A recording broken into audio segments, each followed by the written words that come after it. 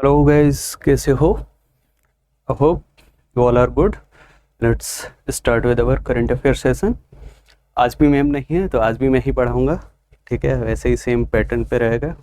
Question के form में हम लोग करंट अफेयर को देखेंगे और अभी सबसे बड़ा करंट अफेयर तो यही है दिल्ली में कि दिल्ली की सीएम नियुक्त हो गई हैं। वहीं से शुरू करते हैं। रेखा गुप्ता के बारे में पूछ रहे हैं कि कौन से नंबर की एज अ फीमेल कैंडिडेट वो सीएम बनी है। तो फोर्थ। ठीक है, अब कंफ्यूजन हो रहा होगा कि फोर्थ कैसे हो गई, पहले सुषमा स्वराज थी, फिर शीला दीक्षित थी, अचानक से ये कैसे आ गई। तो अतिश्री जो कि एक्टिंग एज अ सीएम रही थी अभी बीच में, उनको भी कंसीडर किया जाएगा। ठीक है, ये कहाँ से थी? शालीमार बाग से थी। 29,000 वोटों के मार्जिन से जीती हैं अगेंस्ट बांदा कुमारी, ठीक है, जो आम आदमी पार्टी से थी। तो कॉन्स्टिट्यूएंसी याद रखो, ये हम सीक्वेंस देख ही लिए। सुषमा स्वराज, शीला दीक्षित, अतिश्री, और अतिश्री के बाद ये बनी है। ठीक है, इन जनरल 9th है, एज अ फीमेल 4th है। ठीक है, शालीमार बाग कॉन्स्टिट्यूएंसी रही है, ये चीज़ याद रखना। उसके बाद हम पूछ रहा है फ्यूचर ब्रांड इंडेक्स 2024 के बारे में कि अभी रिलायंस का कौन सा प्लेस है ग्लोबली। सबसे पहले ये देखो कि फ्यूचर ब्रांड इंडेक्स में तुमको क्या समझ आ रहा है। जितनी भी कंपनियां ग्लोबली हैं उनके ब्रांड के अकॉर्डिंग कितना ज़्यादा उनका पॉपुलैरिटी है, कितना कॉन्फिडेंस है, कंज्यूमर कितने उनके प्रोडक्ट को कंज्यूम कर रहे हैं या परचेज कर रहे हैं, ये सारी चीज़ें। तो ग्लोबली अगर देखा जाए तो फर्स्ट प्लेस पे तो सैमसंग है कोरिया का। ठीक है, सेकंड प्लेस पे अपना रिलायंस है इंडिया का, ये कोरिया। उसके बाद में थर्ड प्लेस पे तुम्हारा आ जाएगा एप्पल यूएस, और फिर नाइकी यूएस। ठीक है, तो ये सेकंड प्लेस पे है। यहां से देखो Reliance industry second best brand globally हुआ है नोटेड। उससे पहले इसका जो रैंक था वो 13 था।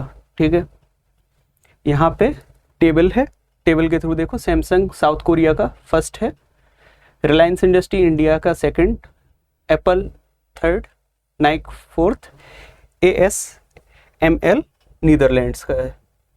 ठीक है, उसके बाद पूछ रहा है कि अभी national commission for scheduled tribe का जो है वो 22nd फाउंडेशन डे मनाए हैं 2025 में। तो ये बोल रहा है कि ये कमीशन बना कौन से अमेंडमेंट के थ्रू था, तो वो है तुम्हारा 89th अमेंडमेंट। 89th अमेंडमेंट में हुआ क्या था? 89th अमेंडमेंट को देख लो कि उससे पहले national commission schedule caste and schedule tribe दोनों एक ही में थे। 89th अमेंडमेंट आया 2003 में। ठीक है, इसने क्या किया, इनको अलग अलग कर दिया। National commission for schedule caste बनाया, national commission for schedule tribe बनाया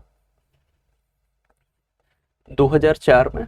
सेम 2004 में, मार्च 2004 में ये प्लेस हुआ और 19 फरवरी को इसका 2004 में मतलब फाउंडेशन किए थे कि भाई इस तरह से बनेगा, और फिर ये फर्स्ट जो कमीशन बना वो मार्च 2004 में बन गया। अभी NCST के जो चेयरपर्सन है वो है अंतर सिंह आर्या। ठीक है, तो ये इंपॉर्टेंट है। इसके साथ में पहले कौन थे वो इंपॉर्टेंट है।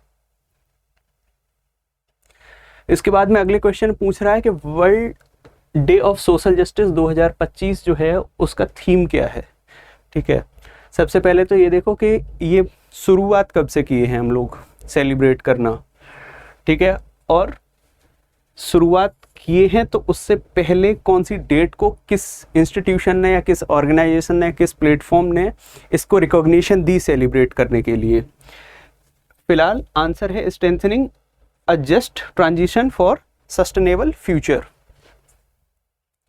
यहां से देखोगे तो 26 नवंबर 2007 को, ठीक है, UN जनरल असेंबली ने डिक्लेयर किया था 20 फरवरी को कि भाई हम इसको annual world day of social justice मानेंगे। 2009 में पहली बार हम इसको सेलिब्रेट किए थे या मनाए थे, ठीक है।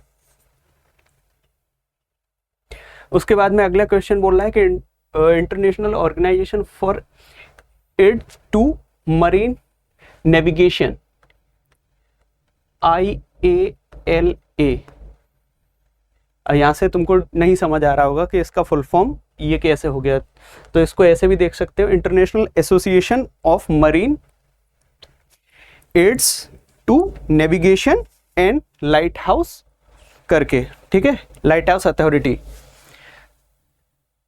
कॉन्फ्रेंस है जनरल असेंबली इन सितंबर 2027, तो कौन सा कंट्री इसको होस्ट करेगा, तो इंडिया करेगा 2027 में और मुंबई में करेगा, ठीक है।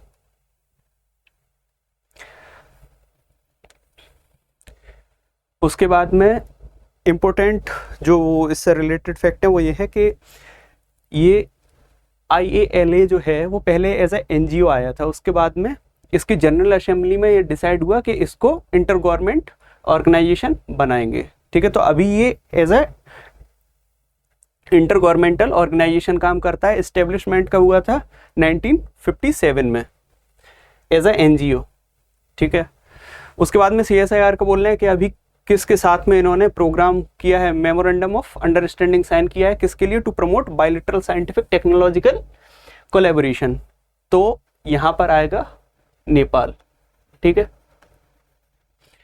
हमने शुरुआत तो इनके साथ में कर दी थी 1994 में ही, और 2 हमने प्रोजेक्ट कर भी लिए हैं, एक 1997 में किया और एक किया 2002 में, ठीक है। 2 प्रोग्राम पे काम चल भी रहा है, और ये काम हम कर रहे हैं इनके साथ 1994 से। ये अभी का है 2025 में जो साइन हुआ है कि भाई हम दोबारा से साइंटिफिक एंगेजमेंट को ध्यान में रखते हुए इम्प्रूवमेंट करेंगे। उसके बाद में आगे बढ़ो तो बोल रहे हैं पब्लिक सेक्टर अंडरटेकिंग है कौन सी, जिसने अभी MOU साइन किया है, provisional government of Catamarca Argentina to accelerate lithium exploration project, ठीक है। आंसर है mineral exploration and consultancy limited. इतना ही उसमें देखना है, जो इम्पोर्टेंट है वो ये है, to accelerate lithium exploration project, enhance resource security and create new opportunities for Indian companies in the Latin American mining landscape, ठीक है। उसके बाद में बोल रहे हैं कि कौन सा भी ऐसा इंस्टीट्यूशन है जिसने अभी MOU साइन किया है, किसके साथ, doctor Shyama Prasad Mukherjee national institute of water and sanitation. हमेशा क्वेश्चन में देखा करो कि क्वेश्चन मैक्सिमम टाइम खुद ही आंसर दे देता है। यहाँ पर है वाटर एंड सैनिटेशन, तो पूरा का पूरा प्रोजेक्ट भी इन्हीं 2 चीज़ों से रिलेटेड होगा, क्योंकि इन 2 के बीच में MOU साइन हो रहा है। आंसर होगा इसका आरोग्यम। आरोग्यम ने किया है अभी MOU साइन इनके साथ में। पब्लिक इंफ्रास्ट्रक्चर को ध्यान में रखते हुए फोकस एरिया इनके कौन कौन से हैं, तो पहला तो वाटर एंड सैनिटेशन और हाइजीन होगा, दूसरा तुम्हारा जल जीवन मिशन होगा, फिर तीसरा तुम्हारा आ जाएगा स्वच्छ भारत वाला, ठीक है। एम टू कॉन्सेप्चुअलाइज क्या है, स्वच्छ भारत मिशन है तुम्हारा, सपोर्ट करना इकोसिस्टम किसके, जल जीवन मिशन को, फिर तुम्हारे वाटर सैनिटेशन और हाइजीन वॉश पे भी ध्यान देना है। फोकस एरिया यही सारे हैं जो अपन देख लिए। उसके बाद में अगले क्वेश्चन बोल रहा है कि फरवरी 20 को सेलिब्रेट किए हैं statehood of which of the following states, तो 20 फरवरी को कौन से 2 स्टेट हैं, एक वो स्टेट है इनमें से जिसको नॉर्थ ईस्ट फ्रंटियर एजेंसी कहा जाता था, कब, 1972 से पहले। तो देखो अरुणाचल प्रदेश को बोलते थे, यहाँ एक ही में अरुणाचल प्रदेश है, तो आंसर होगा मिजोरम और अरुणाचल प्रदेश। इनके बारे में देख लेते हैं। 87 में हम इनको रिकॉग्निशन दिए, लेकिन उससे पहले 1972 से पहले इसको नॉर्थ ईस्ट फ्रंटियर एजेंसी बोलते थे। उसके बाद में जनवरी 20 को जब इसको यूटी का हम दर्जा दे दिए, ठीक है, तो इसको फिर नॉर्थ ईस्ट फ्रंटियर नहीं बोले, इसको फिर यूटी में इंक्लूड करते थे। फिलहाल इसमें 16 डिस्ट्रिक्ट हैं अरुणाचल प्रदेश में, और फरवरी 1987 को एज अ 24th स्टेट इसको रिकॉग्निशन दी और भारत में शामिल किए। भारत में शामिल ही था एज अ यूटी, फिर एज अ उसको स्टेटहुड का जो दर्जा है वो मिला है। ठीक है, उसके बाद में आ जाता है तुम्हारा दिल्ली इंटरनेशनल लेदर वाला एक्सपो, कि भाई कौन सा एडिशन अभी किए हैं, तो वो 6th एडिशन अपन किए हैं।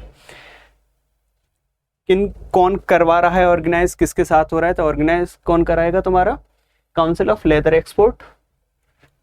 किन किन के साथ में, दिल्ली इंटरनेशनल लेदर एक्सपो और रिजर्व बायर सेलर मीट। ठीक है, स्कीम कौन सी है, मार्केट एक्सेस इनिशिएटिव स्कीम है, जिसके अंडर ये हो रहा है। यहाँ पर इन्होंने इम्पोर्टेंट जो याद करने के लिए है वो ये है कि सबसे पहला जो हुआ था उसमें कितने इंडियन थे उस एक्सपो में, 2024 में हुआ था मार्च में 165 एग्जिबिटर थे, और फॉरेन देखा जाए बायर्स तो 125 थे।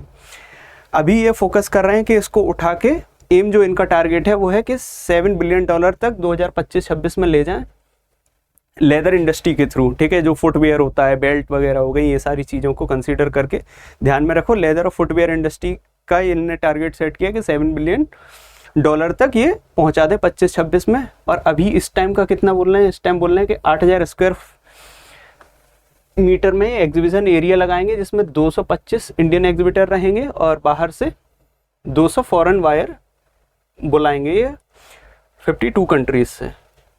और आज के करंट अफेयर के सेशन में इतने ही हमारे पास मुख्य जो इम्पोर्टेंट करंट अफेयर थे जो एग्ज़ाम में पूछे जा सकते हैं वो थे।